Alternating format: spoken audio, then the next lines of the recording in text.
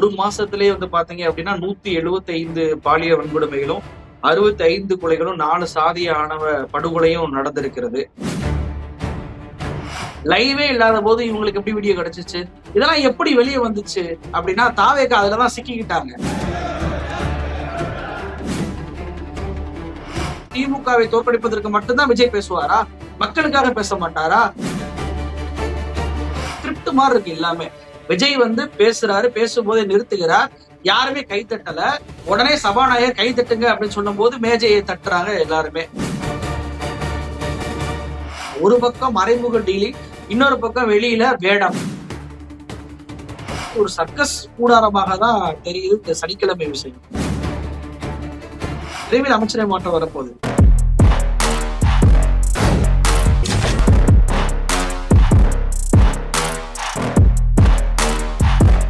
Booster சுகரை control பண்ணும், உங்க ஆரோக்கியத்தை மீட்டு தரும். சர்க்கரையை கட்டுப்படுத்துறதுக்கான எளிமையான வழிமுறை, இயற்கையான வழிமுறை. அனைத்து மருந்து கடைகளிலும் கிடைக்கும். மதிமுகம் நேயர்களுக்கு வணக்கம். அரசியல் திணை நிகழ்ச்சிக்கு வரவேற்பது நான் சிலம்பு செல்வி. இன்று நம்மளோடு இணைந்திருக்கிறார் ஊடகவியலாளர் யாசிர். வணக்கம் தோழர். வணக்கம். விஜய் தலைமையிலான தாவேக அரசு பதவியேற்று 41 நாட்கள் ஆயிருச்சு. இவங்களோட ஆட்சி அதிகாரத்தை எப்படி பாக்குறீங்க? 41 நாட்கள் அப்படின்னு சொல்லிட்டு இந்த 41 அப்படின்ற எண்ணிக்கையை நம்ம சுட்டி பார்க்கும் போது நமக்கு நினைவுக்கு வருவது கரூர் சம்பவம் தான். கரூர் சம்பவத்துல விஜயால் தான் 41 உயிர்கள் என்பது பலியானது. ஆட்சிக்கு முன்னாடி என்னால கரூருக்கு நேரில் போய் பார்க்க முடியல, என்னை தடுத்து நிறுத்துகிறார்கள், அதனால நீங்க என்கிட்ட ஆறுதல் வாங்கிட்டு போங்க அப்படின்னு சொல்லிட்டு ஒரு ஆறுதல் நிகழ்ச்சியெல்லாம் விஜய் நடத்தினார். இப்ப அவர் சிஎம் ஆயிட்டார். குறைஞ்சபட்சம் அவரால அவருடைய ரசிகர்கள் அவரை பார்க்க வந்ததுனால பலியானவர்களை ஆட்சிக்கு வந்த பின்பாவது போய் பார்த்தாரா? அந்த 41 நாட்களில் அந்த 41 உயிர்களை இழந்தவர்களை போய் பார்த்தாரா அப்படின்னு சொல்லி கேட்டா அதுவும் இல்லை. தொடர்ச்சியாக சட்டம் ஒழுங்கு பிரச்சனைகள் சந்திசிரித்துக் கொண்டிருக்கிறது. அதாவது ஒரு மாசத்திலேயே பாத்தீங்க அப்படின்னா 175 பாலியல் வன்கொடுமைகளும் 65 கொலைகளும் 4 சாதிய ஆணவ படுகொலையும் நடந்திருக்கிறது. ரொம்ப இதுல கொடுமையான விஷயம், வட இந்தியாவில் நாம் பார்த்து தெரிந்து கொண்ட செய்திகளை எல்லாம் நம்ம கண் முன்னாடி காட்டிக்கிட்டு இருக்கிறாங்க. கோவையில ஒரு சிறுமி பாலியல் வன்கொடுமை செய்யப்படுறாங்க. அந்த சிறுமியுடைய தாய்க்கு தெரியாமலேயே அந்த சிறுமியுடைய உடல் அடக்கம் செய்யப்படுது. அதே போல இப்போ கும்மிடிப்பூண்டி, அந்த கும்மிடிப்பூண்டியில் இறந்த அந்த பீகார் சிறுமியின் உடலை போற வழியிலே வேறொரு மயானத்துல வச்சு அடக்கம் பண்ணிட்டு போறத பார்க்க முடியுது. கும்மிடிப்பூண்டியோட எம்எல்ஏ அந்த பீகார் தம்பதிகளை கூப்பிட்டு பேரம் பேசி சிக்கின அந்த வீடியோ காட்சிகளும் நம்ம பார்த்தோம். ஆணவ படுகொலை செய்யப்பட்ட ஆகாஷுடைய உடலை அவங்களுடைய பெற்றோர்கள் கைது செய்து அவங்க பார்க்காமலேயே அவரை இறுதி சடங்க போலீசாரே செய்யறாங்க. அப்ப ஹதராஸ் அப்படின்ற ஊபி மாநிலத்தில் நடந்த அந்த சம்பவங்களை எல்லாம் தமிழ்நாட்டுல இன்னைக்கு நம்ம கண்முடிய நடத்தி காட்டி கொண்டிருக்கிறார் விஜய் அவர்கள். தொடர் மின்வெட்டு, எங்க பார்த்தாலும் மின்சார வெட்டு அப்படின்ற பிரச்சனைகள் தான் தொடர்ச்சியா நடந்துகிட்டு இருக்கு. ஒரு பக்கம் விஜய் அவர்கள் துணை மின் நிலையத்தை புதுசா அமைக்கிறோம், அதுக்காக 15,000 கோடி ஒதுக்குறேன் அப்படின்றாரு. ஆனா இன்னொரு பக்கம் அமைச்சரா இருக்கக்கூடிய சிடிஆர் நல்மகுமார் இன்னமும் திமுகவினர் மீதுதான் பழிய போட்டுக்கிட்டு கொண்டு இருக்கிறாரு. எந்த ஒரு விஷயமுமே சரியாக நடக்கல. சரி, மக்களுக்கு தான் இவ்வளவு பிரச்சனை இருக்கு, சட்டமன்றத்துல மரபாது சரியா கடைபிடிக்கிறாங்களா அப்படின்னு சொல்லி பார்த்தா பல ஆண்டுகளாக நம்ம கடைபிடித்து வந்த அந்த சட்டமன்ற மரபையும் மீறி இருக்கிறாங்க. கேட்டா வந்தே மாதரம் நாங்க பாடல, தமிழ் தாய்க்கு முதலிடம் அப்படின்றாங்க. வந்தே மாதரம் பாடுவது என்பது வேறு, சட்டமன்றத்துடைய அந்த மரபு என்பது வேறு.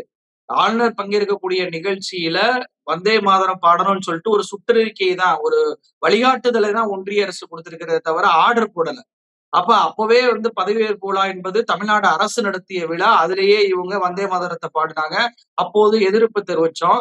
ஆனா இப்ப அதை எப்படி மடைமாற்றாங்க அப்படின்னா, தமிழ்நாட்டுடைய சட்டமன்றத்துல நாங்க வந்தே மாதரம் பாடல, தமிழ் தாய்க்கு தான் முதல்ல பாடி இருக்கோம், தேசிய கீதத்தை ஒரு முறை இல்ல, இருமுறை இல்ல, 3 முறை கூட பாடலாம், அதனால என்ன பிரச்சனைன்றாங்க. ஆனா 2023 முதல் 2026 ஜனவரி மாதம் வரைக்கும் ரவி அவர்கள் வைத்த குற்றச்சாட்டு என்ன? தேசிய கீதத்தை நீங்க ஆளுநர் உரைக்கு முன்னாடியும் பாடணும் அப்படின்றதுதான். அந்த மரபை மீற முடியாது. ஆளுநர் உரையை வாசிச்சா வாசிங்க, நீங்க இல்லைன்னா கிளம்புங்க, நாங்க வாசித்ததாக தீர்மானம் போட்டுக்கிறோம் அப்படின்னு சொல்லிட்டு தமிழ்நாட்டுடைய சட்டமன்றத்துடைய மரபை ஸ்டாலின் அவர்கள் காப்பாத்திக்கிட்டு இருந்தாரு. ஆனா இவங்க என்ன சொல்றாங்க அப்படின்னா, மரபெல்லாம் மீறினா என்ன இருக்கு, இப்ப தேசிய கீதம் பாடனா என்ன அப்படின்னு சொல்லிட்டு செங்கோட்டையன் பேசுறாரு. சட்டமன்றத்துடைய கண்ணியத்தை காக்க வேண்டிய பொறுப்பில் இருக்கக்கூடிய சபாநாயகரே அதுல என்ன தவறுன்றாரு.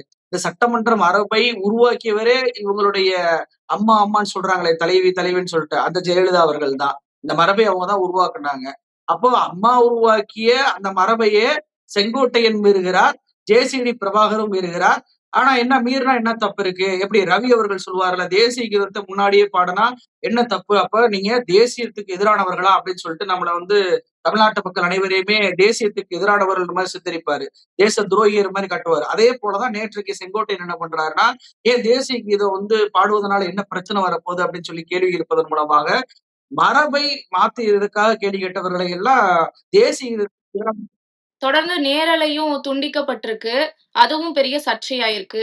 அதாவது பள்ளி கல்வித்துறை அமைச்சரா இருக்கக்கூடிய ராஜ்மோகன் அவர் என்ன சொன்னாரு மீடியால அப்படின்னா, ஒரு நாளைக்கு முன்னாடி நாங்க போன ஆட்சி மாதிரிலாம் வந்துட்டு இருட்டடிப்பு செய்ய மாட்டோம் சட்டமன்றத்தை, தொடர் நேரலை பண்ணுவோம் அப்படின்னாரு. முதல்ல அதே தப்பு. ஏன்னா கரூர் சம்பவத்துல என் மேல பழிய போட்டாங்க, ஸ்டாலின் அவர்கள் சட்டமன்றத்துல என் மேல பழிய போடுறாரு, பேசியிருக்கிறாரு அப்படின்னு சொல்லி விஜய் பேசினதே எப்படி தெரிஞ்சிச்சு விஜய்க்கு? சட்டமன்ற நேரலை ஒளிபரப்பு பண்ணனாலதான் விஜய்க்கு அது தெரிஞ்சது. அதனாலதான் அவர் அந்த குற்றச்சாட்டை வச்சு பிரச்சாரம் பண்ணாரு.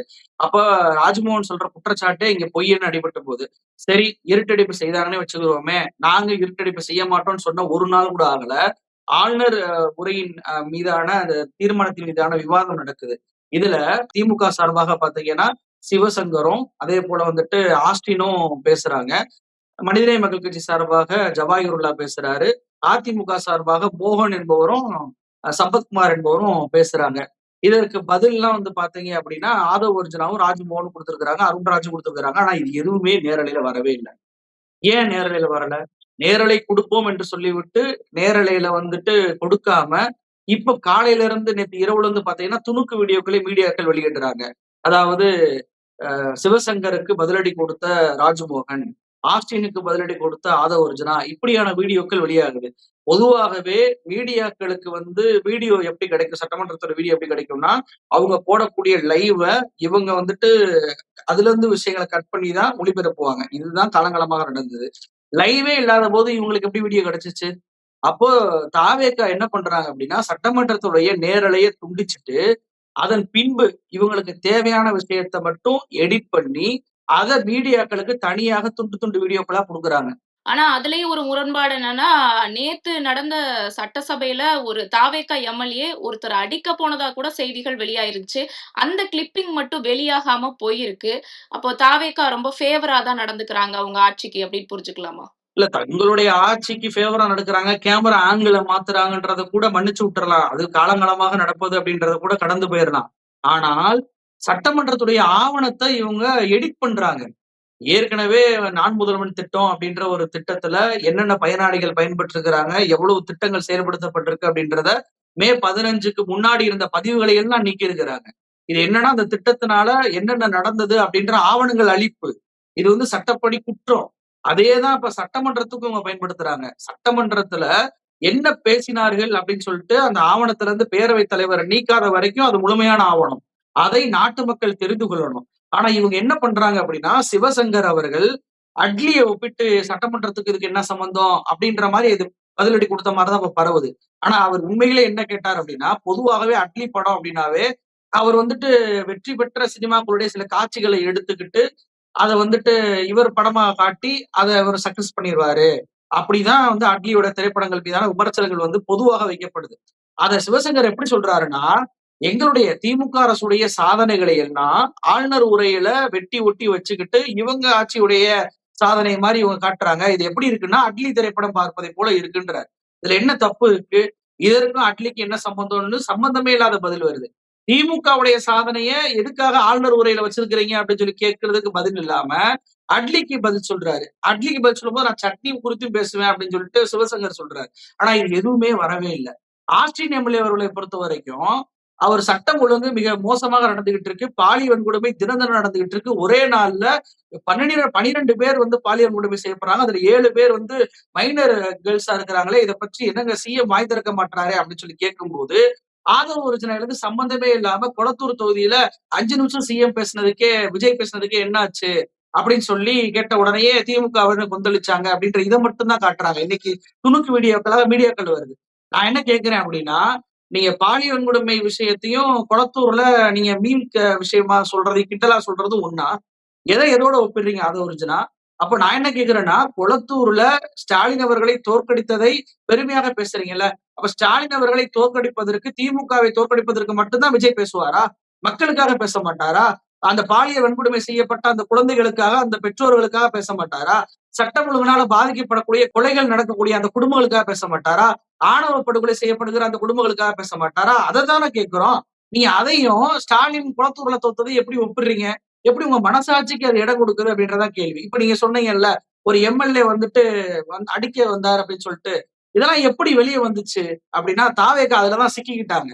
அதாவது இவங்க என்ன நினைக்கிறாங்க அப்படின்னா, நாம லைவ் குடுத்தாதான் அத மீடியாக்கள் வெளியிடுவாங்க. நம்ம லைவ் குடுக்கலன்னா யாருக்கு தெரியவா போகுது அப்படின்ற அடிப்படையில் தான் இவங்க நம்ம எடிட் பண்ணி குடுத்தத போட்டு நம்ம வந்து நம்ம விஷயத்த பரப்பிக்கிறலாம் அப்படின்னு நினைக்கிறாங்க. நெரேட்டிவ் செட் பண்ணலாம்னு நினைக்கிறாங்க.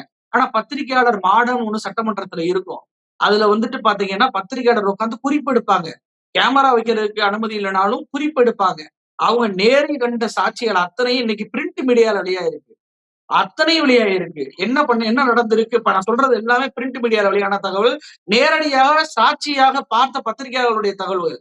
அப்போ இந்த விஜய் தாமு அப்படின்றவர் எப்படி ஆட்டோ டிரைவர்ன்னு சொல்லிட்டு சீட்டிங் பண்ணி ஏமாத்தி அந்த மக்களை ஜெயிச்சாரு. அந்த நபர் இருக்கிற இருக்கையில இருந்து இறங்கி வர்றாரு. எதிர்க்கட்சியை நோக்கி இறங்கி வர்றாரு. சபாநாயகரை நோக்கி நடந்து வர்றாரு. தாவேகாவுடைய எம்எல்ஏக்கள் அவரை தடுத்து நிறுத்தி அவரை உட்கார வைக்கிறாங்க. இது எந்த காட்சியும் வரவே இல்ல. இப்படி அவர் எழுந்து நின்று நேரடியாக எதிர்க்கட்சியை நோக்கி வந்ததுனாலதான் இந்த பக்கம் திமுகவில் இருக்கக்கூடிய சில சட்டமன்ற உறுப்பினர்கள் உட்காரியா எதுக்கு எந்திரிக்கிற அப்படின்ற அளவுக்கு இவங்க பதிலடி கொடுக்குறாங்க.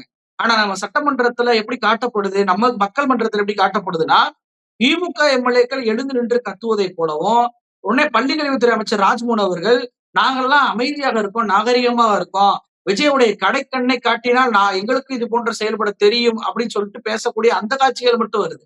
ஏன் இந்த விஜய் தாமு அவர்கள் நடந்து வரக்கூடிய காட்சிகள் வரல? அப்போ இது இப்படி வெளியே வந்துச்சு. அப்போ பிரிண்ட் மீடியாவுடைய பத்திரிகையாளர்கள், அங்க மாடத்தில் இருந்த பத்திரிகையாளர் அனைவருமே உண்மையை இன்னைக்கு வெளியே கொண்டு வந்துட்டாங்க. அது மட்டும் இல்லாம, சட்டசபையில எப்படி எம்எல்ஏக்கள் நடந்துக்கணும்னு 2 நாள் கிளாஸ்லாம் எடுத்தாங்க. அப்படி இருந்துமே துறை சார்ந்த அமைச்சர்கள் வந்து எதிர்க்கட்சிகள் கேட்ட கேள்விக்கு பதில் சொல்லல அப்படிங்கிற ஒரு குற்றச்சாட்டும் வந்திருக்கு. இத பத்தி உங்க கருத்து என்ன? அதாவது அதிமுகவுடைய எம்எல்ஏ சம்பத்குமார் ஒரு கேள்வி கேட்கிறாரு. 2500 பணம் கொடுக்குறீன்னு சொன்னீங்களே, அது என்னாச்சு அப்படின்னு சொல்லி கேட்கிறாரு. அதற்கு பதில் சொல்ல வேண்டிய பொறுப்பில் இருக்கக்கூடிய அமைச்சர்கள் யாருன்னா, சமூக நலத்துறை அமைச்சரும், கூட்டுறவுத்துறை அமைச்சரும் தான். இவங்க 2 பேரும் பதில் சொல்லவே இல்ல. மாறாக ஆதவ அர்ஜுனாவும் பள்ளிக்கல்வித்துறை அமைச்சர் அப்படி ராஜ்மோகன் மட்டும் எழுந்து நின்று பதில் சொல்றாரு. அப்ப அந்த 2 நாள் பயிற்சி என்ன கொடுத்தீங்க அப்படின்றது தெரியல. இதை விட கொடுமை, அந்த பதிலுக்கே நம்ம போக தேவையில்ல. சட்டமன்றத்துல சிஎம்ஓ இல்ல எம்எல்ஏக்களோ வந்துட்டு ஆளுங்கட்சி எம்எல்ஏக்களோ எதிர்க்கட்சி எம்எல்ஏக்கள் பதிலடி கொடுக்கும்போது எல்லாரும் மேசையை தட்டுவாங்க. இது வந்து காலங்காலமாக நம்ம சட்டமன்றத்துல பார்த்து கொண்டிருப்பதுதான். அதையே சொல்லிக் கொடுக்கக்கூடிய நிலைமை இருக்கு. சபாநாயகர் சிஎம் பேசுறாரு. மேகதாது அணை விஷயமாக பேசிக் கொண்டிருக்கும் போது பாத்தீங்கன்னா, கை தட்டுங்க அப்படின்னு சொல்லிட்டு சபாநாயகர் கையை தட்டுறாரு. உடனே அதை பார்க்கக்கூடிய தாவேகா எம்எல்ஏக்கள் தட்டுறாங்க. இந்த கை தட்டுவதற்காக விஜய் நிறுத்தி வச்சிருக்கிறார். இதெல்லாம் நம்ம பாக்குறோம். எப்படி பாக்குறோம்னா, ஸ்கிரிப்ட் மாதிரி இருக்கு எல்லாமே.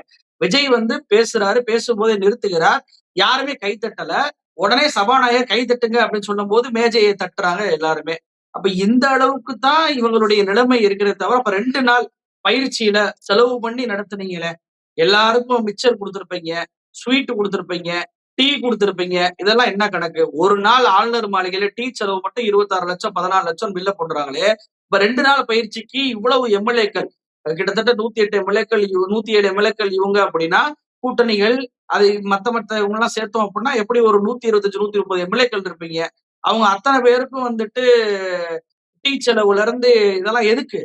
மக்கள் வரி பணத்தை வீணடிச்சு ஒரு கை தட்டுவது, ஒரு மேசையை தட்டக்கூடிய மரபை கூட இவர்களுக்கு தெரியவில்லை என்றால், அப்படி என்ன பயிற்சி கொடுத்தீங்க? எதற்காக துறையில் சார்ந்த அமைச்சர்கள் பேசாம ராஜ்மோகனை ஆதவ அர்ஜுனாவை பேச விடுறீங்க? அவங்கள அந்த துறை அமைச்சர்கள். சரி, விஜய் அவர்கள் சட்டம் ஒழுங்கு பத்தி ஒரு எம்எல்ஏ கேள்வி கேட்கிறாருன்னா, அதற்கு விஜய் தான் பொறுப்பு. ஏன்னா அவர் தான் உள்துறை அமைச்சகத்தை கையில வச்சிருக்கிறார். ஏற்கனவே எடப்பாடி பழனிசாமி அவர்கள் இது போன்று கேட்ட போதெல்லாம் ஸ்டாலின் அவர்கள் இருந்துதான் பதில் கொடுத்திருக்கிறாரு. ஆனா விஜய் அவர்கள் ஏன் பதிலே கொடுக்க மாட்டாரு? எது நடந்தாலும் ஒரே ரியாக்ஷன். எந்த ரியாக்ஷனுமே இல்ல, அதே ரியாக்ஷன்ல இருக்கிறாரு. ஏன் விஜயால பேச முடியாதா? சிஎம் ஆயிட்டாரு. அவரு தானங்க வந்து விளாத்திக்குளத்துல நடந்த சம்பவத்துல இருந்து பல்வேறு சம்பவங்களை சுட்டிக்காட்டி, நான் வந்தா எல்லாத்தையும் மாத்தி அமைப்பேன். ஒரு நொடியில எல்லாமே மாறும் அப்படின்னு சொல்லி பேசினாரு. இன்னைக்கு சட்டமன்றத்துல பேச தெரியாதா? பதில் என்பது அவை துறை சார்ந்த விஷயத்தை பேசுவதுனா கூட பிரிப்பேர் பண்ணணும். புதுசா வந்திருக்கிறாங்க தெரியாதுன்னு சொல்லலாம். ஒரு பாலியல் வன்கொடுமை நடக்குது, சட்டம் ஒழுங்கு பிரச்சனை நடக்குது அப்படின்றதற்கு பொதுவான ஒரு பதில் கூட ஒரு சிஎம்க்கு கொடுக்க தெரியாது அப்படின்னா, அவர் என்ன சிஎம்? அப்போ வந்து 2 நாள் பயிற்சியும் ஃப்ளாப் ஆயிருக்கு. சட்டமன்ற நேரலையில நாங்க நேரலை பண்ணுவோம், காமிக்க மாட்டோம்னு சொன்னதும் ஃப்ளாப் ஆயிருக்கு. ஆனா இப்ப என்ன நரேட்டிவ் செட் பண்றாங்க அப்படின்னா, சட்டமன்றத்த லைவ குளோஸ் பண்ணிட்டு திமுகவினரை கதற விட்டுருக்காங்க அப்படின்னு இப்போ தாவேகாவுடைய ஐடிக்கள் எல்லாமே எழுதுவத பார்க்க முடியுது. நான் என்ன கேட்கிறேன்? லாஜிக்கா கேட்கிறேன். திமுக தான் கதறுச்சு அப்படின்னா லைவ கட் பண்ணவே தேவையில்லையே. நீங்க நேரலையில காமிச்சு திமுகவை நீங்க கதற விடுறத மக்களை பார்க்க வச்சிருக்கலாம்ல. உங்களுக்கு தானே அது அட்வான்டேஜ். ஆனா நீங்க அதெல்லாம் பண்ணாம லைவ கட் பண்ணிட்டு இப்ப வந்து என்ன சொல்றீங்கன்னா திமுகவை கதற விட்டாங்க. குளத்தூர்ல ஸ்டாலின் அவர்களை தோற்கடிச்சத சொல்லி சொல்லி காட்டியே நோவடிக்கிறாங்க அப்படின்னு சொல்லிட்டு இது பண்ணலாம். நீங்க எதற்காக பேசுறீங்க அப்படின்றதான் இன்னைக்கு எனக்கு கேள்வி. அப்ப நீங்க மக்களுக்காக பேசவே மாட்டீங்களா? மிக முக்கியமாக நான் இன்னொரு விஷயத்தையும் சுட்டிக்காட்ட விரும்புறேன். இந்த விஷயமும் வெளிய வரல. 2 விஷயங்கள். 1 இந்த பட்டியல் சமூக அமைச்சர்கள் நாங்க தான் குடுத்திருக்கோம் அப்படின்னு சொல்லிட்டு தாவேகாவினர் மார் தட்டுறாங்கல்ல. இது குறித்து வந்து பாத்தீங்க அப்படின்னா, ஒரு விவாதம் என்பது நடக்குது. அதிமுக வந்து நாங்க தனபாலா நியமிச்சோம் அப்படிலாம் சொல்றாங்க. கோவை செலின் வந்து எங்கள தான் ஒரு உயர்கல்வித்துறை அமைச்சரா ஸ்டாலின வந்து நியமிச்சாரு அப்படிலாம் சொல்றாங்க. அப்ப தாவேக்குடைய ஆதவர்ஜுனா என்ன இருந்து சொல்றாருன்னா, நாங்க வந்துட்டு தனபால் அவர்களுடைய பையன நாங்க அமைச்சராக்கி இருக்கோம். நீங்க ஏன் வந்துட்டு தலித்துன்னு சொல்றீங்க? பட்டியல் சமூகம் அப்படின்னு சொல்லுங்க. அந்த வார்த்தையை பயன்படுத்துங்கன்றார். உடனே இவங்க கட்சிக்கு ஆட்சிக்கு ஆதரவு கொடுத்திருக்கக்கூடிய இப்ப சமூக நீதித்துறை அமைச்சரா இருக்கக்கூடிய வன்னியரசு அவர்கள் எழுந்து தலித்துன்னு தான் நாங்க பயன்படுத்துவோம். பட்டியல் சமூகம் அப்படின்றது பாஜக வந்து நீர்த்து போக செய்யக்கூடிய அந்த வார்த்தையை வந்து கொண்டு வந்தது. அதை வந்து பயன்படுத்தக் கூடாது அப்படின்னு சொல்லி ஆதவர்ஜுனாவுக்கு ஆப்போச்சிருக்கிறாரு. வன்னியரசு பாடம் எடுத்திருக்கிறார். ஆனா இதெல்லாம் வரவே இல்லை. இது மட்டும் இல்ல, ஜவாஹிர்லால் அவர்கள் பேசும்போது பக்ரீத்துக்கு மாடு வந்து பலியிடக்கூடாதுன்னு சொல்லி சொல்லி தீர்ப்பு கொடுத்திருக்கிறாங்க. அரசுடைய நிலைப்பாடு என்ன? எப்போ அதை வந்து சரி செய்ய போறீங்க? எங்களுக்கு மாடுலாம் பலி கொடுக்கணும். அதெல்லாம் வந்து வழிபாட்டு சம்பந்தப்பட்ட விஷயத்தை சரி பண்ணுங்கன்னு சொன்னதுக்கு முஸ்லீம் லீக்குடைய சிறுபான்மைத்துறை அமைச்சர் பதில் கொடுக்கல. மாறாக பாத்தீங்கன்னா தாவேகாவுடைய எம்எல்ஏவா இருக்கக்கூடிய முஸ்தபா அவர் எழுந்து நின்று பசுக்கள் அதே போல கன்றுகளை வந்து பலியிடக்கூடாதுன்னு இஸ்லாமிய மதத்திலேயே இருக்கு அப்படின்னு சொல்லிட்டு தீர்ப்பை அதுதான் தீர்ப்புல இருக்குன்னு சொல்லிட்டு ஜி.ஆர். சுவாமிநாதனுக்கு ஆதரவாக தாவேகாவுடைய எம்எல்ஏ பேசுறாரு. அது முஸ்லீம் எம்எல்ஏ வச்சே பேச வைக்கிறாங்க. அது போக நாங்க வந்துட்டு இதை சரி பண்ணுவோம், நாங்க இடஒதுக்கீடை கூட்டி கொடுப்போம்னு சொல்லிட்டு சம்பந்தம் இல்லாம பதில்களை வந்து கொடுப்பதையும் பார்க்க முடியுது. அப்ப இந்த 2 விஷயங்களுமே, அதாவது பட்டியல் சமூகம் சார்ந்த விஷயம், தலித் மக்கள் சார்ந்த விஷயமும் வெளியே வரல, முஸ்லிம் மக்கள் சார்ந்த விஷயமும் வெளியே வரல, இருட்டெடுப்பு செய்யப்பட்டிருக்கு. 8 அமைச்சர்கள் கொடுத்திருக்கோம், 8 அமைச்சர்கள் கொடுத்திருக்கோம்னு சொல்லி திரும்ப திரும்ப இந்த தாவேகாவினர் பேசிக்கிட்டே இருந்தாங்க. இன்னைக்கு வெளியா இருக்கக்கூடிய செய்தி, எல்லா மாவட்டத்திலையும் பாத்தீங்கன்னா தூய்மை பணியாளர்களை தனியாருக்கு கொடுக்க போறோம் அப்படின்னு சொல்லிட்டு தமிழ்நாடு அரசு இன்னைக்கு டெண்டர் விட்டுருக்கு. இதே பிரச்சனை தான் 5 மாசத்துக்கு முன்னாடி திமுக ஆட்சியில நடந்துச்சு. நீலம் அமைப்புல இருந்து பாரஞ்சியத்துல இருந்து எல்லாருமே குரல் கொடுத்தாங்களே, வீதியில இறங்கி போராடினீங்களே, ஸ்டாலின், உதயநிதியை அவங்க குடும்பத்தெல்லாம் கேள்வி கேட்டு கொச்சைப்படுத்தி பேசுனீங்களே, அப்போ போராடின மக்கள் எல்லாம் அந்த நீலம் அமைப்பு எல்லாம் இப்ப ஏன் வாய் மூடி இருக்கிறீங்க? ஏன் வாய் திறக்கவே இல்ல? இப்போ வந்துட்டு எப்படிங்க நீங்க தனியார் கொடுக்க போச்சு அப்படின்னு சொல்லிட்டு ஏன் கேள்வி கேட்கவே இல்ல? இதை விட கொடுமை என்னன்னா, அப்படி போராடின தூய்மை பணியாளர்களை நேரடியாக சந்திக்காத விஜய் வீட்டுக்கு வர வச்சு சந்திச்சாரு. ஆனா இன்னைக்கு அவரே வந்து என்ன பண்றாருன்னா, தூய்மை பணியாளர் பணியிடத்தப்பல நான் தனியாருக்கு கொடுப்பேன் அப்படின்னு சொல்லி சொல்றாரு. விஜயுடைய இரட்டை வேடத்தை அம்பலப்படுத்த வேண்டிய இடத்தில் இருக்கக்கூடிய விசிகாவும், நீலம் அமைப்பும், பா ரஞ்சித் உள்ளிட்ட நபர்கள் அத்தனை பேருமே அமைதியாக இருப்பதான காரணம் என்ன? அப்போ இந்த 8 அமைச்சர்கள் சொன்னது எல்லாம் அந்த மக்களை ஏமாற்றுவதற்கு தானா? இது பாஜகவுடைய உத்தி அப்படின்னு சொல்லிட்டு திரும்ப திரும்ப சொன்னதற்கு காரணம் இதுதான். பாஜக காட்டும், பாஜக முர்முவை காட்டும், எல்முருகனை காட்டும். ஆனா தலித்துகளை ஒடுக்கக்கூடிய வேலைகள் எல்லாத்தையும் செய்வாங்க. அதே மாதிரிதான் 8 அமைச்சர்கள் காட்டி தலித் மக்களை ஒடுக்கக்கூடிய எல்லா வேலையிலும் இப்ப வந்துட்டு இந்த தாவேக அரசு பண்ணிக்கிட்டு இருக்கிறது. அதை எல்லாரும் வேடிக்கை பார்த்து கொண்டிருக்கிறாங்க. அப்போ முன்னாள் முதலமைச்சர் மு.க. ஸ்டாலின் அவர்கள் சொன்ன மாதிரி தாவேகா பாஜகவின் ஜெராக்ஸ் காப்பின்னு சொன்னாரே, அது உண்மைதானா? உண்மைதான். 100க்கு 100 உண்மைதான். நீங்க வந்தே மாதரம் பாடலை வந்து பாடுனாங்க. அதுல பாஜகவுக்கு சாதகமாயிட்டாங்க. நீங்க சட்டமன்றத்துடைய மரபை மாத்தணும்னு சொல்லிட்டு 4 வருடமாக போராடினாங்க. அதை இலகுவாக மாற்றி விட்டு போயிட்டாங்க. இன்னைக்கு அதுவும் மாறிடுச்சு, அதுவும் போயிருச்சு. மாடுகளை பலியிடக்கூடாது அப்படின்னு சொல்லி ஒரு தீர்ப்பை ஜி.ஆர். சுவாமிநாதன் அவர் கொடுக்குறார். அது மீது ஏற்கனவே பல்வேறு குற்றச்சாட்டுகள் இருக்கு. தர்கா வழக்குலயும் இதே மாதிரிதான் பண்ணி கார்த்திகை தீபத்தை தர்காக்கு பக்கத்துல ஏத்தணும். அது சர்வேக்களை தீபத்துன்னு இவரே சொல்லி அதை தீபம் ஏற்றணும்னு பிரச்சனை பண்ணாரு. நொடிக்கு நொடி மேல்முறையீடு போனாங்களா இல்லையா? நீங்க இதுவரைக்கும் மேல்முறையீடு போல. பக்ரீத் முடிஞ்சு எவ்வளவு நாள் ஆச்சு? அது மாடுகள் பலியிடக்கூடாது அப்படின்னு வந்த தீர்ப்ப மேல்முறையீடு பண்ணாம அந்த மக்களை அந்த பக்ரீத்தை கொண்டாட விடாம பண்ணிட்டு மாடுகளை வீடு வீடாக போய் பறிமுதல் பண்ணி அதை போயிட்டு கூடுதல் டிஜிபியாக இருக்கக்கூடிய அன்பு அவர்கள் கோர்ட்ல போயிட்டு தாக்கல் பண்றாரு. நீங்க சொன்ன மாதிரியே எல்லாத்தையும் நாங்க செஞ்சுட்டோம். ஒரு மாடை கூட நாங்க பலியிட விடல. எல்லா மாடுகளையும் பறிமுதல் பண்ணிட்டோம், கேஸ் போட்டிருக்கோம் அப்படின்னு சொல்லிட்டு நீதிமன்ற ஆணையை நாங்கள் செயல்படுத்தி இருக்கிறோம் என்று அங்கே போய் சான்றிதழ் கொடுத்த கட்சி தான் தாவேகா. இதுவரைக்கும் முஸ்லீம் லீக் அமைச்சர் 3 நாள் கழித்து, பக்ரீத் முடிந்த 3 நாள் கழித்து மேல்முறையீடு பண்ண போறோம்னாரு. இதுவரைக்கும் மேல்முறையீடு சம்பந்தமாக ஒரு வார்த்தை கூட வரவே இல்லை. அப்ப என்ன வகை இருக்கு? நான் என்ன கேட்கிறேன்னா, ஒரு சிம்பிளான லாஜிக்கான கேள்வி கேட்கிறேன். ஆளுநர் என்பவர் இதே விஜயதான 5 முறை அலைய விட்டார் ஆட்சி அமைப்பதற்கு. எவ்வளவு முறை அலைய விட்டாரு. நாங்க நம்பர்ஸ் கொண்டு வாங்கன்னு சொல்லிட்டு. அதனாலதான் திமுக கூட்டணியில் இருந்த அத்தனை கட்சிகளுமே போயிட்டு அங்க ஆதரவு கொடுத்தாங்க. அப்ப ஆட்சி அமைப்பதற்கே இவ்வளவு இடைஞ்சல்களை கொடுத்த ஆளுநர் ஒரு வார்த்தை கூட விடாம எப்படி ஆளுநர் உரையை வாசிச்சாரு? மரபை இவங்க மீறிட்டாங்க அப்படின்ற ஒரு காரணம் மட்டும்தானா? இல்லை என்றால் கேரளாவில இதே ஆளுநர் தான். இதே ஆளுநர் கேரளாவில போயிட்டு முழு உரையும் வாசிக்கிறார். இப்ப காங்கிரஸ் கவர்மெண்ட்ல, பினராயி கவர்மெண்ட்ல இருக்கும்போது வாசிக்கல, பாதி மட்டும் வாசிச்சுட்டு கிளம்பிட்டாரு.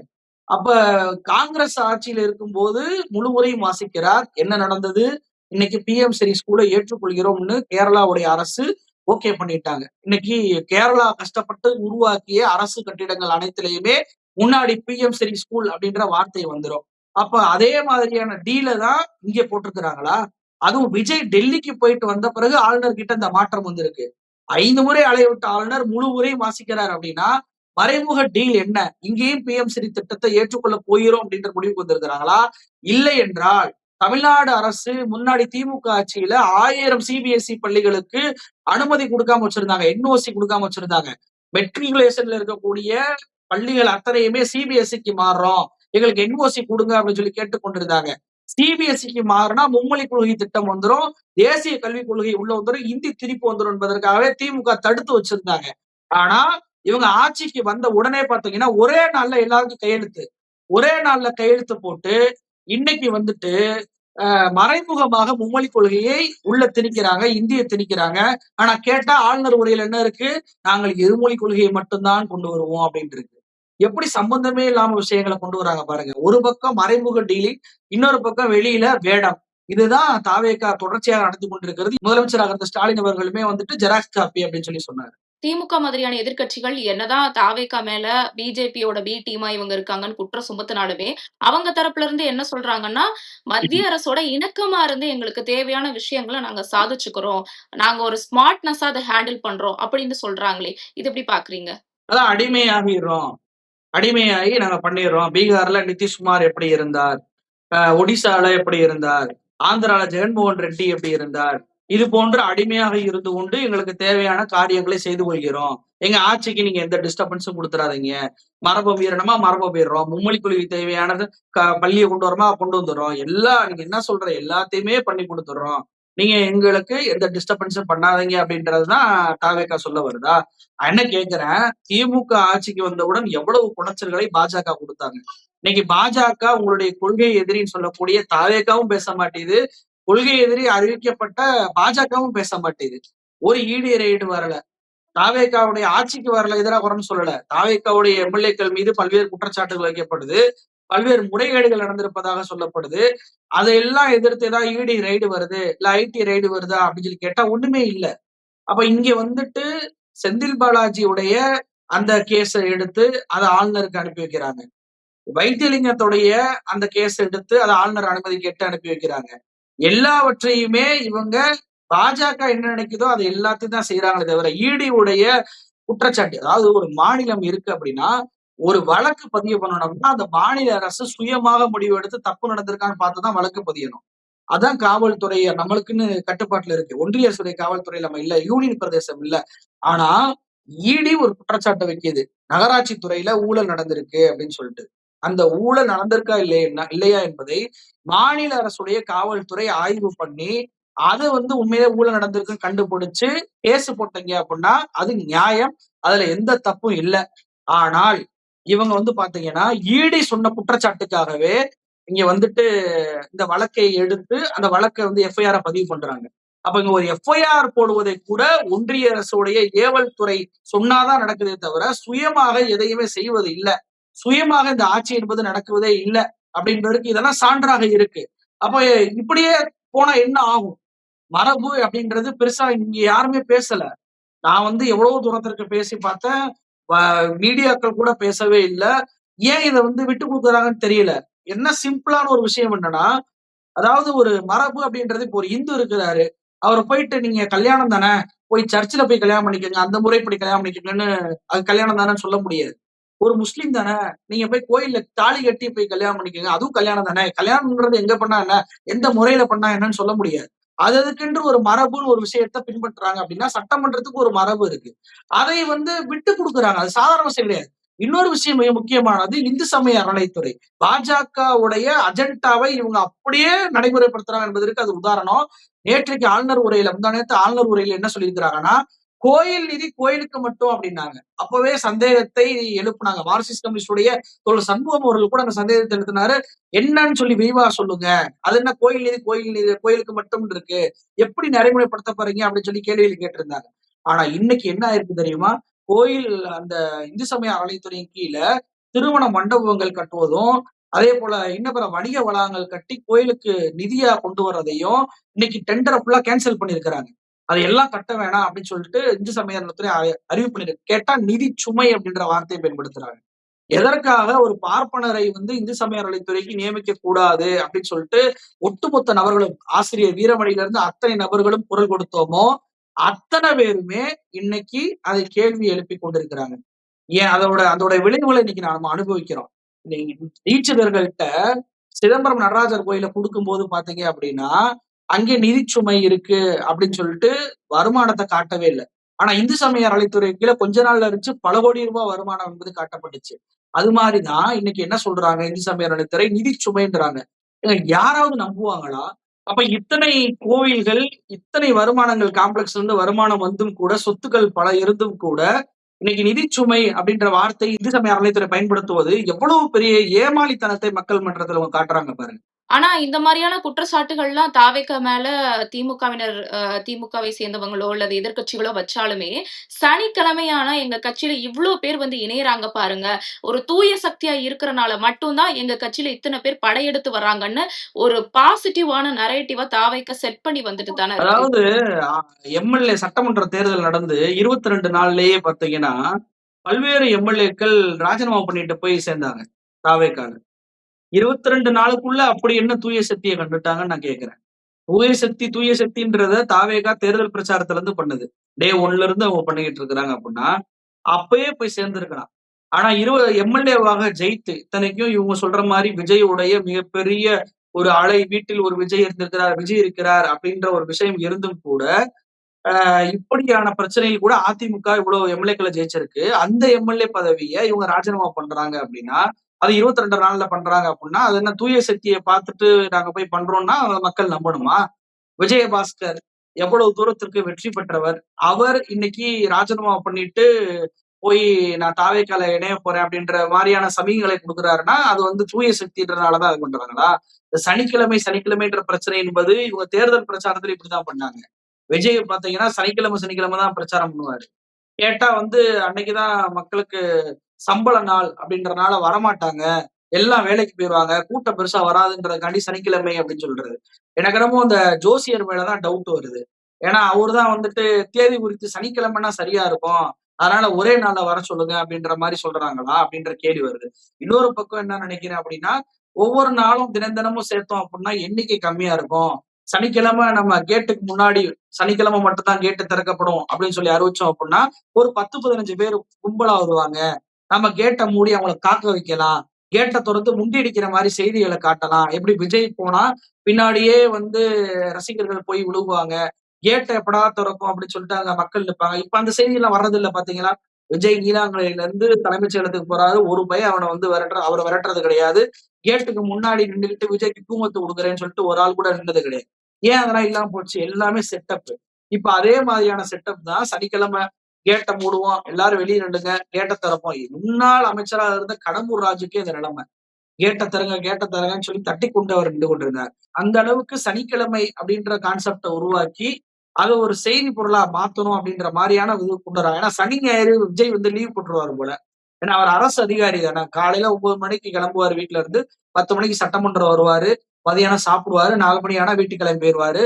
மாவட்ட ரீதியாக எந்த ஒரு பயணமும் அவர் பண்ண மாட்டார்.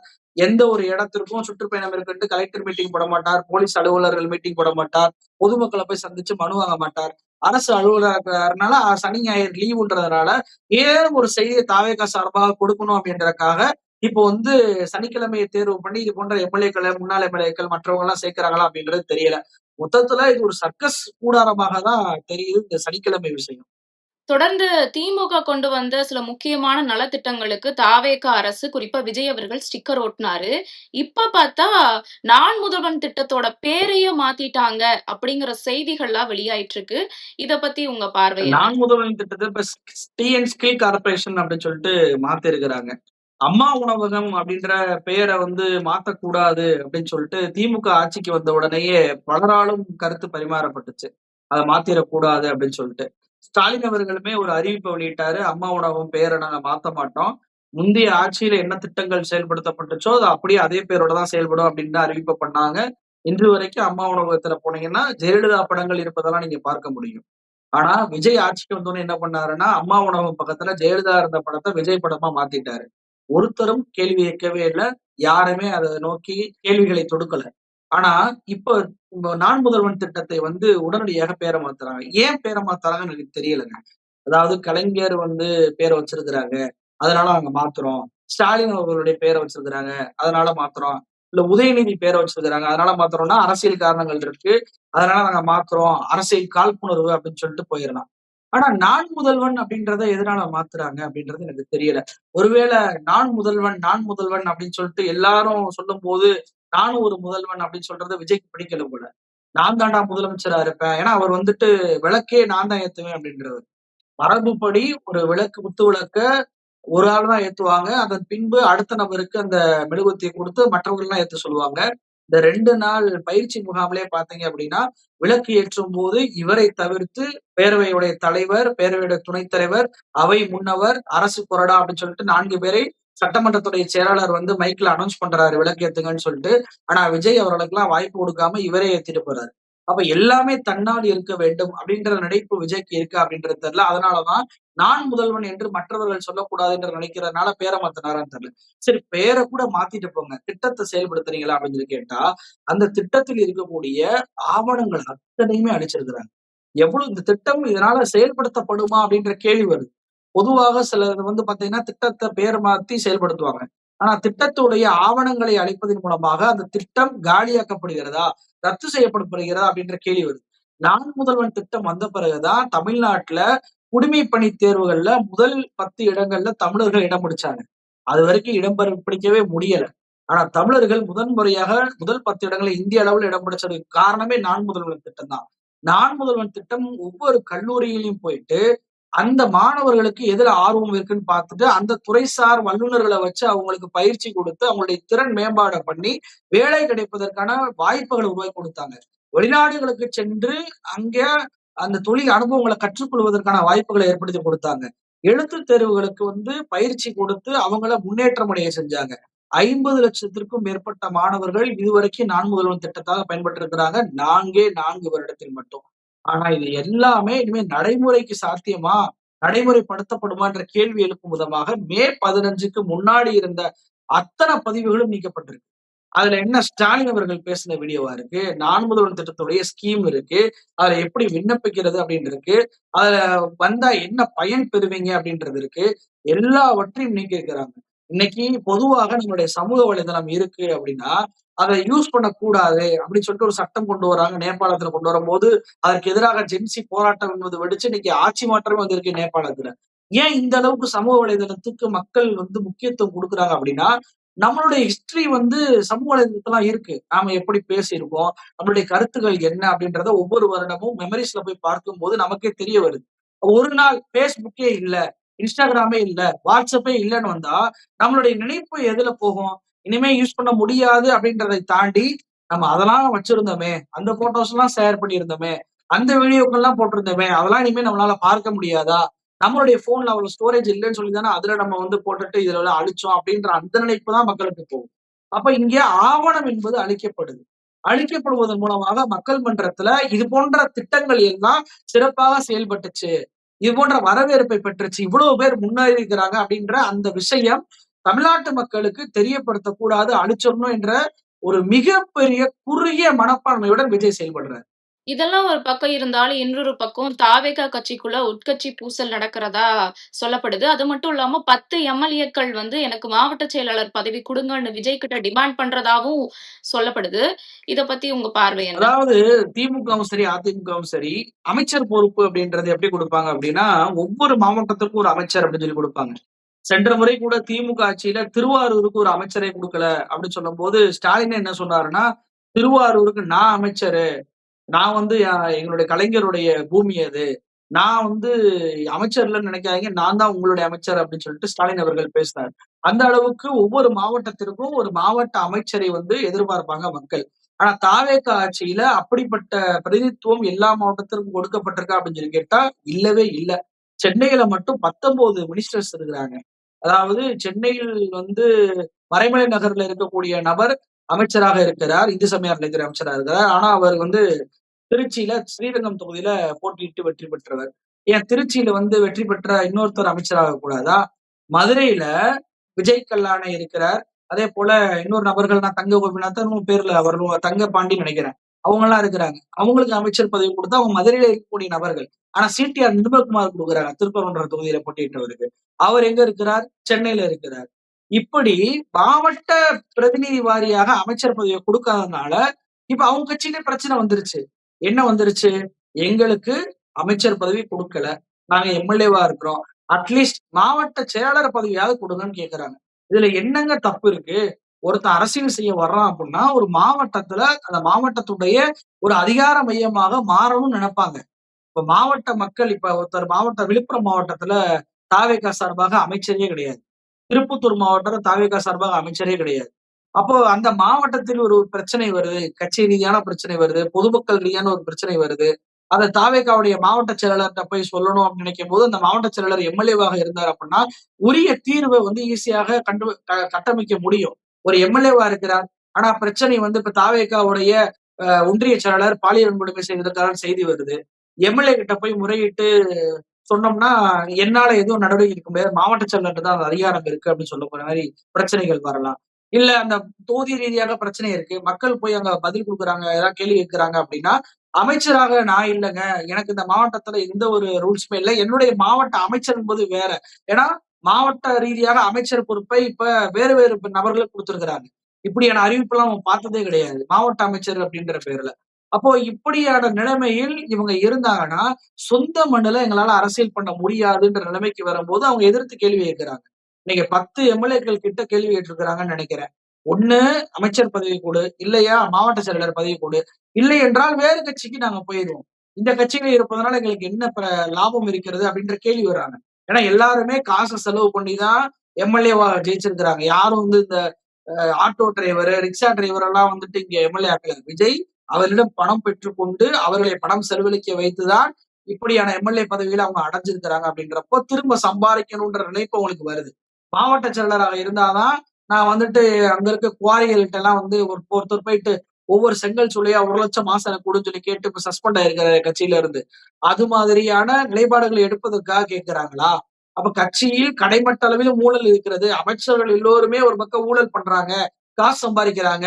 மாவட்ட செயலர் எல்லாருமே காசு சம்பாதிக்கிறாங்க. நாம எம்எல்ஏவா இருந்து என்ன பிரயோஜனம்ன்ற நினைப்பின் அடிப்படையில் இவங்க கேட்கிறாங்களா? 2 விதமான பாயிண்ட்ட நான் வைக்கிறேன். ஒண்ணு அதிகார மையம் வேணும், மக்களுக்கு பணி செய்யணும் அப்படின்ற கடமை உணர்வுல கேட்கிறாங்களா? இல்ல அமைச்சரும், மாவட்ட செயலாளரும் கல்லா கட்டுறாங்க. எங்களால எம்எல்ஏவாக இருந்து கூட அதிகாரம் இல்ல. எங்களுக்கு அத குடுங்க, இல்லைன்னா வேற கட்சிக்கு போவோம்ன்றதுக்காக கல்லா கட்டுவதற்காக கேட்கிறாங்களா? அப்படின்ற 2 பார்வை இருக்கிறது. இந்த 2 விஷயத்தையுமே தாவேகால கண்டிப்பாக நான் சொல்றேன். பிற கட்சியிலிருந்து வந்த எம்எல்ஏக்களுக்கு தான் இப்போ முன்னாள் எம்எல்ஏக்களுக்கு தான் அவங்க எம்எல்ஏ பதவி சீட்டு கொடுத்திருக்கிறாங்க. அப்படி இருக்கும்போது எப்போது வேண்டுமானாலும் கிளர்ச்சி என்பது துவங்கலாம். இந்த பாதிப்பு என்பது இப்ப ஆட்சி அமைத்த புதிது. இந்த நேரத்துல எல்லாம் யாரும் வெளியே வர மாட்டாங்க. ஏதாவது ஒரு வாரிய தலைவர் பதவி கிடைக்கும். இல்ல ஏதேனும் சட்டமன்ற அலுவல் துறை, ஆய்வுத்துறையில ஏதாவது ஒரு பதவி கிடைக்கும் அப்படின்ற நினைப்புல இருப்பாங்க. எதுவுமே இல்லை என்று வரக்கூடிய ஒரு சூழல் 1 வருஷத்துக்கு அப்புறம் வரும். அப்போ வரும்போதுதான் தாவேகாவுடைய ரியல் அந்த உள்கட்சி பூசல் என்பது வெளியே வரும். அதை தாங்கக்கூடிய சக்தி விஜய்க்கு இருக்குமா என்பது அப்போதான் நம்ம பார்க்க முடியும். ஆனா இன்னொரு பக்கம் என்ன சொல்லப்படுதுன்னா, இந்த போர்க்கொடி தூக்குன 10 எம்எல்ஏக்களுமே வேற கட்சியிலிருந்து வந்து தாவேகா எம்எல்ஏக்களா ஜெயிச்சவங்க அப்படிங்கிற மாரியும் சொல்லப்படுது. இது உண்மைதானா? இருக்கலாம். மேபி இருக்கலாம். ஏன்னா அவங்க யார் யாரு அப்படின்ற தகவல் இதுவரைக்கும் வரல. இவ்வளவு பேர் போராடிக்கிட்டு இருக்கிறாங்க. இந்த மாவட்டத்தை சேர்ந்தவர்கள் வரும்போது நம்ம அதுல இருந்து என்ன புரிஞ்சுக்கிற முடியுதுன்னா, அந்த மாவட்டத்துக்கு அமைச்சர் என்பது இல்ல. அதனாலதான் இவங்க இந்த மாதிரியான போராட்டங்களை பண்றாங்க அப்படின்னு சொல்லிட்டு நம்ம ஸ்டேட்மெண்ட் கொடுக்க முடியுது. ஒருவேளை வேற கட்சியில இருந்து வந்தவர்கள் தான் அப்படி போர்க்கொடி தூக்குறாங்க அப்படின்னா, இப்ப கடம்பூர் ராஜுல இருந்து முன்னாள் அமைச்சர்கள் பல பேர் வந்து இணைகிறாங்களே, இவங்களுக்கெல்லாம் நீங்க என்ன பதவி கொடுக்க போறீங்க? இதுவரைக்கும் சேர்ந்தவர்களுக்கு ஏதாவது ஒரு பதவி கொடுத்திருக்கிறீங்களா? ஒரு பதவியும் இல்ல. அந்த பதவியேற்பு விழாவுலயே புஷி ஆனந்த் என்ன சொல்றாரு அப்படின்னா, எங்களோட 30 வருஷமா எந்த எதிர்பார்ப்பும் இல்லாம ரசிகர்கள் இருந்தாங்க. அவங்களுக்கு தான் நாங்க குடுப்போம் அப்படின்னு சொல்லி சொல்றாங்க. அதாவது உண்மையா அப்படின்னு கேட்டா, அதுவும் உண்மை கிடையாது. ஆதவ் அர்ஜுனா விஜய் ரசிகர் மன்றத்துல இருந்து வந்தவர் கிடையாது. அருண்ராஜ் விஜய் ரசிகர் மன்றத்துல இருந்து வந்தவர் கிடையாது. நிர்மல்குமார் வந்தவர் கிடையாது. செங்கோட்டையன் வந்தவர் கிடையாது. அப்ப இப்படி ஒரு மிகப்பெரிய அமைச்சர் பட்டியலே நம்ம போடலாம். பர்வேஸ் அப்படின்ற ஒரு நபர், அதே போல விஜய், பாலாஜி அண்ட் ஈரோட்ல ஒருத்தர் இருக்கிறாரு. இந்த 2 பேரு பார்த்திபன் 3 பேரை வேணா விஜய் கட்சியிலேயே ரசிகராகவே இருந்து அமைச்சரானவர்ன்னு சொல்லலாம். மத்த யாரையுமே சொல்ல முடியாத நிலைமைதான் அந்த கட்சியில இருக்கு அப்படின்றப்போ, ரசிகர்களையும் ஒரு பக்கம் ஏமாத்துறாங்க. வந்து சேர்ந்தவங்களையும் ஒரு பக்கம் ஏமாத்துறாங்க. இவங்களெல்லாம் எப்படி அக்காமடேட் பண்ண போறாங்க? கடம்பூர் ராஜுக்கு என்ன பதவி கொடுக்க போறாங்க? அப்ப இன்னும் ஆனந்தன் அப்படின்ற முன்னாள் அமைச்சர் தான் இணைஞ்சாரு. அவருக்கு என்ன பதவி கொடுக்க போறாங்க? கட்சி பதவியா? அப்ப கட்சி பதவி கொடுத்தா என்ன ஆகும்? அப்ப நாங்கெல்லாம் எதுக்கு இருக்கோம்? எங்கிட்ட இருந்த பதவியை நீங்க பறிப்பீங்களான்னு ஆகும். இப்ப விஜயபாஸ்கர் ஒண்ணும் இல்ல. விஜயபாஸ்கர் இப்ப வர்றாரு. அவருக்கு வந்து கண்டிப்பாக அமைச்சர் பதவி கேட்பாரு. எம்எல்ஏவெல்லாம் இருக்க மாட்டாரு. எம்எல்ஏவாக இருப்பதா இருந்தா அதிமுகல இருந்துட்டு போயிடலாம். அல்லது அதிமுக எடப்பாடி பழனிசாமி பிடிக்கலன்னா தனி அணியாவும் செயல்பட்டு போயிடலாம். அத வந்து ஆட்சேபிப்பதற்கு எந்த ஒரு யாருமே ஆட்சேபனையும் பண்ணல.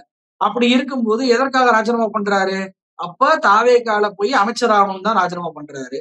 ஏற்கனவே அமைச்சருடைய ஃபுல் ஆக்குப்பை வந்து பண்ணி முடிச்சுட்டாங்க. 34 அமைச்சர்கள்ன்றதா அதிகபட்சம். அத பண்ணி முடிச்சுட்டாங்க அப்படின்றப்ப, இவருக்கு எப்படி அமைச்சர் பதவி கொடுப்பீங்க? அப்ப யார வந்து நீக்கி அமைச்சர் பதவி கொடுக்க போறீங்க? உங்களுக்கு ஆதரவு அளிச்ச கூட்டணி கட்சிகளுடைய அமைச்சர் பதவிய பறிக்க போறீங்களா? இல்ல உங்க கூடவே இருந்த ஆளுங்கட்சிக்கு தோல்வியிலும் உங்க கூடயே இருந்து வெற்றியில வந்து பங்கேற்று எம்எல்ஏவாக வெற்றி பெற்று இப்ப அமைச்சரானவங்கள வந்துட்டு கழட்டி விட போறீங்களா? அப்ப கழட்டி விட்டா அமைச்சர் பதவி வாங்கினவன் சும்மா இருப்பானா? அப்ப எவ்வளவு பிரச்சனைகள் இருக்கு பாருங்க. ஒரு பக்கம் வந்து சேர்பவர்களுக்கும் பதவி கொடுக்கணும். இன்னொரு பக்கம் விஜயபாஸ்கருக்கும் அமைச்சர் பதவி கொடுக்கணும். அப்ப என்ன மாதிரியான அமைச்சரவை மாற்றம் வரப்போகுது? விரைவில் அமைச்சரவை மாற்றம் வரப்போகுது. அதிமுகவிலிருந்து பல்வேறு எம்எல்ஏக்கள் இணைகிறார்கள். இன்னமும் இணைய இருக்கிறார்கள். ஏன்னா சபாநாயகரிடம் மன்னிப்பு கடிதம் வந்து வாங்கி கொண்டு இப்ப மன்னிச்சு விட்டுட்டாரு. கட்சி தடை சாவல் சட்டத்தை இனிமே யூஸ் பண்ண முடியாது. அதனாலதான் விஜயபாஸ்கர் வர்றாரு. இப்ப பல பேர் வருவாங்க. ஏன்னா கட்சி தகவல் தடை சட்டத்தை யூஸ் பண்ண முடியாதுன்னு சொல்லிட்டு. அப்போ இவங்களுக்கு எல்லாம் அமைச்சர் பதவியே கொடுக்கணும். அப்ப தன்னுடைய அமைச்சர்களை ராஜினாமா பண்ண வைப்பார். அப்ப அதனாலேயே பிரச்சனைகள் என்பது வரும் அப்படின்றதுதான் என்னுடைய பார்வை. அதெல்லாம் விஜயால சமாளிக்க முடியாது. அப்படி விஜய் என்ன பண்ணுவாரு? ஜெயலலிதா அவர்களை பூரா தூக்கி வீசி நான் தான் பவர் சென்டர். நீ இருந்தா இரு, இல்லைன்னா போ. நான் இவங்களதான் அப்படி ஆக்குவேன் அப்படின்னு சொல்லிட்டு விஜய் ரசிகர்களுக்கு ரசிகராக இருந்து வளர்ந்து வந்தவர்களுக்கு துரோகம் பண்ண போறாரா அப்படின்றத பொறுத்திருந்து தான் பார்க்கணும். ஆட்சிய பிடிக்கிறதுக்காக விஜய் அவர்கள் நெறைய நலத்திட்டங்கள மக்களுக்கு செய்வேன்னு சொல்லியிருந்தாரு. அதுல ஒண்ணுதான் விவசாயிகளோட பயிர்க்கடன முழுசா தள்ளுபடி பண்ணுவேன்னு சொல்லியிருந்தாரு. ஆனா செஞ்சது வேற. 50,000த்துக்குள்ள இருக்கக்கூடிய கடன மட்டும் ரத்து பண்ணுவேன்னு சொல்லியிருந்தாரு. அதுக்கப்புறம் பார்த்தா விவசாயிகள் போராட்டம் பண்ணவே மீண்டும் அத முழுசா தள்ளுபடி பண்ணாம 75,000த்துக்குள்ள இருக்கக்கூடிய கடன தள்ளுபடி பண்ணுவேன்னு சொல்லியிருக்காரு. இப்படி சும்மா இருந்த விவசாயிகள சீன்ற விதமா முழுசா தள்ளுபடி பண்ணாம மீண்டும் மீண்டும் அவங்கள புண்படுத்திட்டே இருக்காரு முதலமைச்சர். முதலமைச்சர் விஜய். இல்ல உண்மைதான். ஆக்சுவலா வந்து இந்த ஆட்சியில மின்வெட்டு அப்படின்றது மக்களுக்கு வெளிப்படையாக தெரியுது. ஆனா ஒரு தெரியாத ஒரு விஷயம் என்னன்னா விவசாயிகள் பாதிக்கப்படுவது. ஜூன் 12ஆம் தேதி ஒவ்வொரு முறையும் மேட்டூர் டேம் திறக்கப்படணும். ஆனா அந்த டேம வந்து திறக்கவே இல்ல இந்த வருஷம். ஒவ்வொரு வருடமும் திறக்கப்பட்டுச்சு. அதனால விவசாயிகள் மிகப்பெரிய அளவுக்கு போராட்டத்த பண்ணாங்க. ஆனா உணவுத்துறை அமைச்சரா இருக்கக்கூடிய வெங்கட்ரமணன் விவசாயிகள் போராடுறாங்களா? நான் எல்லா மாவட்டத்துக்கும் போறேன். எந்த மாவட்டத்திலயும் நான் பார்க்கவே இல்லையே அப்படின்னு சொல்லிட்டு மோடியை போல பேசிக் கொண்டிருக்கிறார். விவசாயிகளுடைய கடனையா தள்ளுபடி பண்ணுவாங்க. அதுலயாவது நம்ம வந்து சமாளிச்சுக்கிறலாம் அப்படின்னு சொல்லிட்டு அந்த நினைப்பில் இருந்த விவசாயிகளுக்கும் விஜய் அவர்கள் இடி இறக்குனாரு. 50,000க்கு கீழ தான் முழு தள்ளுபடி. நாங்க வந்துட்டு மத்தவங்களுக்கெல்லாம் அதாவது 1,00,000லாம் கடன் வாங்குனவங்களுக்கு ரூ. 1000 தான் தள்ளுபடி. ரூ. 2,000 தான் தள்ளுபடி. இந்த ப்ரொபோஷன்ல தான் இருந்துச்சு. அப்ப இதை எதிர்த்து விவசாயிகள் போராட்டம் பண்ண உடனேயே ஒரு அறிவிப்பை பண்றாரு. 75,000க்கு கீழ வாங்கினவங்களுக்கு தள்ளுபடி அப்படின்னு சொல்லிட்டு. அதுலயும் என்ன பித்தலாட்டம் அப்படின்னா, இப்ப வெளியா இருக்கக்கூடிய அந்த அறிவிப்புல இவ்வளவு 6,00,000 விவசாயிகளுக்கு நாங்க 75,000க்கு கீழ தள்ளுபடி பண்ணியிருக்கோம் அப்படின்றது. ஆனா இதுல 50,000 தள்ளுபடி பண்ணப்பட்டவங்களும் வர்றாங்க. விஜய் உண்மையிலே நியாயவானாக இருந்தா என்ன பண்ணியிருக்கணும் அப்படின்னா, 50,000 கீழ தள்ளுபடி பண்ணது பழைய கதை. இப்ப 75,000க்கு கீழ தள்ளுபடி பண்ணியிருக்கோம்னா, 50,000க்கும் 75,000க்கும் வாங்குன இடைப்பட்ட விவசாயிகளுடைய எண்ணிக்கைய தான் வெளியிட்டிருக்கணும். அது வெளியிடல விஜய். ஏன் வெளியிடலன்னா, சொச்ச ஆயிரங்கள் மட்டும் தான் அந்த விவசாயிகள் இருக்கிறாங்க. அன்புமணி கூட அந்த கேள்விய கேட்டிருக்கிறாரு. ஏன்னா ஒரு 20,000 விவசாயிகள் கூட அதுல ப ப பயனடைய மாட்டாங்க. நீங்க பண்ண அந்த அறிவிப்புனால. நீங்க 6,00,000ன்னு சொல்லி எண்ணிக்கைய கட்டுறீங்களே அப்படின்னு சொல்லி கேட்கிறாரு. 50,000க்கு கீழ வாங்குன விவசாயிகளையும் இந்த எண்ணிக்கையில காமிச்சு விஜய் வந்து எண்ணிக்கை பித்தலாட்டத்த அதிலேயே பண்ணாரு. இப்ப நான் என்ன கேட்கிறேன்னா, ஒரு விவசாயி, ஒரு சிறு விவசாயி 1,00,000 கடன் வந்து மினிமம் வாங்குவாங்க யாரா இருந்தாலும். இன்னைக்கு விஜய் வெளியிட்ட அந்த எண்ணிக்கை பட்டியலே பார்த்தீங்கன்னா, 1,00,000 கடன் வாங்குன விவசாயிகளுடைய எண்ணிக்கை மட்டும் 8,21,000 பேர் காட்டுறாங்க. அப்ப 8,00,000 பேர் 1,00,000க்கும் மேல வாங்கியிருக்கிறாங்க. 75,000க்கு கீழ வாங்குனவங்க வெறுமனே 6,00,000 பேர் மட்டும் தான். அப்ப 8,00,000 பெருசா? 6,00,000 பெருசா? அப்ப 8,00,000 விவசாயிகளுக்கு இத்தனைக்கும் கூட்டுறவு வங்கி மட்டும் தான் அது. நான் வந்து பிற வங்கிலாம் வச்சதெல்லாம் சொல்லல. கூட்டுறவு வங்கியில் வாங்கிய விவசாயிகளுக்கு ஒரு 8,00,000 பேருக்கு கூட இவர் வந்து கடனை தள்ளுபடி பண்ண மாட்டார் அப்படின்னா, இது என்ன நியாயம்? அப்ப ஏற்கனவே ஒரு பக்கம் டேம தொறக்கல வறட்சியை நோக்கி போறோம். இன்னொரு பக்கம் கடன் தள்ளுபடி அப்படின்றத நம்பி வாக்களித்த விவசாயிகளோட முதுகுல குத்துறாரு. வறட்சியோட கடனையும் கட்டக்கூடிய நிலைமை வந்தா, விவசாயிகளுடைய நிலைமை என்ன ஆகும்? அப்ப கடுமையான பஞ்சத்தை நோக்கி தமிழ்நாடு நகருமோ என்ற அச்சம் வருது. மின்வெட்டு எப்படி ஆயிக்கொண்டிருக்கிறதோ, அதே போல இவர்களுடைய செயல்பாடுகள இன்னைக்கு கூட நெல் மூட்டைகள் மழையில் நனைஞ்சு போயிருக்கக்கூடிய செய்தி வந்திருக்கு. இந்த நிலையில மற்ற நலத்திட்டங்களையும் விஜய் அவர்கள் அறிவிச்சார்ல. அத நிறைவேத்துறதுக்கு வாய்ப்பு இருக்கா? வாய்ப்பு கிடையாது. இன்னைக்கே அவர் வந்து வாய்ப்பு கிடையாதுன்றதுனால தான் இவர் வந்து ஸ்டாலின் அவர்கள் உங்க மீதெல்லாம் 1,00,000 கோடி கடன் வச்சுட்டு போயிட்டாரு. பாத்துங்க 10,00,000 கோடி கடன் வந்து இருக்கு. ஒவ்வொருத்தர் தலையிலும் 1,00,000 கடனு அப்படின்னு சொல்லிட்டு சொல்வதற்கான காரணம் என்னன்னா, நான் வந்து எந்த வாக்குறுதியும் நிறைவேற்ற மாட்டேன். என்ட்ட எதிர்பார்க்காதீங்க அப்படின்றது தான். இப்ப மக்கள் மன்றத்துல போய் கேளுங்க. என்னங்க விஜய் ரூ. 2,500 குடுக்குறேன்னாரு. என்னாச்சுங்க? ரூ. 1,000 தான் குடுத்துட்டு இருக்காரு அப்படின்னு கேட்டா, அவரே பாவங்க 10,00,000 கடன் வச்சுட்டு போயிட்டாங்க. அவர் எப்படி கட்டுவாரு? நம்ம தலையிலாம் 1,00,000 கடன் இருக்குன்னு சொல்றாங்கன்னு சொல்லிட்டு, அந்த பதில தான் சாமானிய மக்களே சொல்ல வைக்கக்கூடிய அளவுக்கு நரேட்டிவ செட் பண்றாங்க. 10,00,000 கோடி கடன் அப்படின்றது இவருக்கு முன்னாடியே தெரியாதா? பிப்ரவரி மாசமே வந்து அறிவிப்பு பண்ணிட்டாங்க. இதெல்லாம் கூட கடந்து போயிரலாம். தமிழ்நாடு அரசு இடைக்கால பட்ஜெட்டு, இதுக்கு முன்னாடி வந்து ஆய்வறிக்கை இப்படிலாம் வெளியிட்டதெல்லாம் கடந்து போயிருவோம். இவங்களுடைய தேர்தல் வாக்குறுதியிலே பார்த்தீங்கன்னா, இவ்வளவு லட்சம் கோடி கடன் இருக்கு. இந்த கடன் இருப்பதனால நாங்க எங்களுடைய வாக்குறுதியை நிறைவேற்ற மாட்டோம்னு சொல்லி எந்த ஒரு விஷயம் செய்ய மாட்டோம். கண்டிப்பாக வாக்குறுதியை நிறைவேற்றுவோம்னு சொல்லிட்டு வாக்குறுதியிலேயே உறுதிமொழி பத்திரம் மாரி குடுத்துருக்காங்க. ஆனா இன்னைக்கு ஆட்சிக்கு வந்த பிறகு ஏதாவது ஒரே ஒரு திட்டம் தாவேகாவுடைய திட்டமாக செயல்படுத்தப்படும்னு சொல்ல முடியுமா? 200 யூனிட் ஃப்ரீன்னாங்க. அதையும் 500 யூனிட்டுக்குள்ள மாத்திட்டாங்க. சிங்கப்பெண் படைன்னு சொன்னாங்க. தமிழ்நாடு முழுவதும் அமைக்கப்படல. வெறும் ஃபேஸ் 1 மட்டும் தான். அதுவுமே இப்ப என்ன பண்றாங்கன்னா, போய் ஒரே ஒரு குற்றவாளி ஒரு எஃப்ஐஆர் சிங்கப்பெண்ணால நடந்துச்சுன்னு சொல்லி தமிழ்நாட்டுல 1 இருக்கா? ஏதாவது செய்தி வந்துச்சா? இல்லவே இல்ல. என்ன பண்றாங்க? பார்க்கு, பீச்சு, தியேட்டரு இதெல்லாம் போயிட்டு எங்க சிஎம் விஜய் சார் இப்படி அறிவிப்பு பண்ணியிருக்கிறாரு. எங்கள வந்து கைது பண்ண சொல்லியிருக்கிறாருன்னு சொல்லிட்டு விஜய்க்காண்டி தனிப்பட்ட பிரச்சாரத்த தான் சிங்கப்பெண் படை பண்ணிக்கிட்டு இருக்கு. அப்ப விஜய் முதல் கையெழுத்து போட்ட 3 விஷயங்கள்ல 200 யூனிட் ஃப்ரீ அப்படின்றது பித்தலாட்டம். சிங்கப்பெண் படை என்பது முழுமையாக அமைக்கப்படல. போதைப் பொருள் தடுப்பு படை மாவட்டந்தோறும் அமைக்கப்படும் அப்படின்னு சொல்லிட்டு விஜயுடைய கையெழுத்துல 3வது திட்டமா இருந்துச்சு. முதல் கையெழுத்துல. அதையாவது இவங்க நிறைவேற்றிருக்கிறாங்கன்ட்டா அதுவும் நிறைவேற்றல. இத அதிமுக எம்எல்ஏ கேள்வி கேட்கிறார். திமுகவிலே அதிமுகவிலே தெரியல, கேள்வி கேட்கிறார் சட்டமன்றத்துல. அதற்கு பதில் சொல்லக்கூடிய ராஜ்மோகன், இதுவும் பாருங்க அவருடைய துறையே கிடையாது. ஆனா அவர் பதில் சொல்றாரு. அவர் என்ன சொல்றாருன்னா, போதைப் பொருளை நாங்க இவ்வளவு கைப்பற்றி இருக்கோம், கடத்தறவங்களை இவ்வளவு பேர் கைது பண்ணியிருக்கோம், அதெல்லாம் வாங்கி எரிச்சிருக்கோம். போதைப் பொருளை முழுமையாக அழிக்கக்கூடிய அரசாங்கம் தான் முதலமைச்சர் தலைமையிலான அரசாங்கம்ன்றாரு. போதைப் பொருள் தடுப்பு படை அமைக்கலன்னு கேட்டா, போதைப் பொருள ஏற்கனவே இருக்க காவல்துறை கைது பண்ணத பத்தி பேசுறாரு அமைச்சர். அப்புறம் எதுக்கு போதைப் பொருள் தடுப்பு படை? ஏற்கனவே காவல்துறை தான் அப்ப பிடிக்கும்னு தெரிஞ்சு போச்சுல்ல. ஸ்டாலின் ஆட்சிக்கு இப்படித்தானே புடிச்சாங்க. அப்ப அந்த படையே போதும் அப்படின்றப்ப, நீங்க எதுக்கு சிறப்பு படைன்ற அறிவிப்ப தேர்தல் வாக்குறுதியில சொன்னீங்க? அத ஏன் நிறைவேத்தல? கையெழுத்து போட்டு நிறைவேத்தலன்னு கேள்வி கேட்டா இந்த பதில் வருது. மாத்தி மாத்தி பேசக்கூடிய பதில்களை தான் ராஜ்மோகன் தொடர்ச்சியாக செய்து கொண்டிருக்கிறார். விஜய் போட்ட அந்த சிஎம் போட்ட கையெழுத்துக்கே எந்த அதிகாரமும் இல்லை.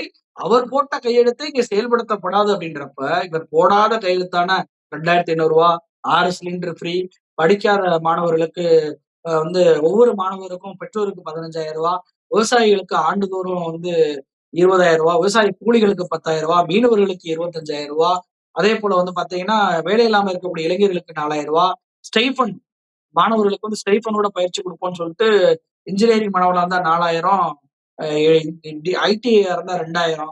இதெல்லாம் எப்படி நிறைவேற்றுவீங்க? 2,00,000 கோடி 3,00,000 கோடிக்கு மேல வந்து காசு வேணுமே. அப்ப கடன் வாங்கி தான் நீங்க பண்ண போறீங்க. அப்ப அந்த கடன் மட்டும் நீங்க எப்படி சாத்தியப்படுத்த போறீங்க? அப்ப இதெல்லாம் வந்து என்னன்னா, இந்த வாக்குறுதியெல்லாம் நிறைவேற்ற முடியாது. அப்படி நிறைவேற்றினால் தமிழ்நாட்டுடைய கடன் அளவு 20,00,000 கோடியாக மாறும். திமுக அரசாவது 5,00,000 கோடி தான் கடன் வாங்குனாங்க 5 வருஷத்துல. இவங்க 5 வருஷத்திலே 10,00,000 கோடி கடன் வாங்குவாங்க. இவங்களுடைய வாக்குறுதியை நிறைவேத்தினா மட்டும். இது போக கூடுதலாக தமிழ்நாட்டுக்கு உள்கட்டுமான அமைப்பு செய்யணும். முதலீடுகளை ஈர்க்கணும். இப்படியான பல்வேறு விஷயங்கள் இருக்கு. இவர் ஆட்சிக்கு வந்ததுல இருந்து ஏதாவது ஒரு புதிய நிறுவனம் முதலீடு பண்ணுச்சா? ஒண்ணுமே இல்ல. ஏற்கனவே திமுக ஆட்சியில போட்ட டெண்டர்கள், திமுக ஆட்சியில போட்ட அந்த அக்ரீமெண்ட் எல்லாம் புதுசா போட்ட மாரி மறுபடியும் கூப்பிட்டு வச்சு போட வைக்கிறார். எந்த நிறுவனமாவது முடியாதுன்னு சொல்லுமா? சிஎம் கேட்கிறாரு, வேற வழி இல்ல போட்டுதான் ஆகணும் அப்படின்னு சொல்லி தான் போகும். இப்படிப்பட்ட விஷயத்த நம்ம பார்க்கிறோம். ஒரு பக்கம் நீங்க வாக்குறுதியை நிறைவேற்றணும், கடனை அடைக்கணும் அப்படின்னா, முதலீடுகளை ஈர்க்கணும், வருவாய பெருக்கணும். அந்த வருவாயை பெருக்குவதற்காவது தாவேக்கா ஏதாவது இதுவரைக்கும் பண்ணியிருக்கிறாங்களா அப்படின்னு சொல்லி கேட்டா ஒண்ணுமே இல்ல. டாஸ்மாக் கடைகளை மூடணும்ன்றாங்க. ஆனா இன்னொரு பக்கம் பீருக்கும் இன்னொரு கேஸுக்கும் ஏதோ காசை கூட்டி அதுல இருந்து எங்களுக்கு ஒரு 10,000 கோடி வருமானம் வரும் அப்படின்னு சொல்லிட்டு அதை ஈடுகட்டுறாங்க. அப்ப வருமானத்தை ஈடுகட்டிட்டு இருக்காங்களே தவிர டாஸ்மாக் போன்ற விஷயங்கள்ல.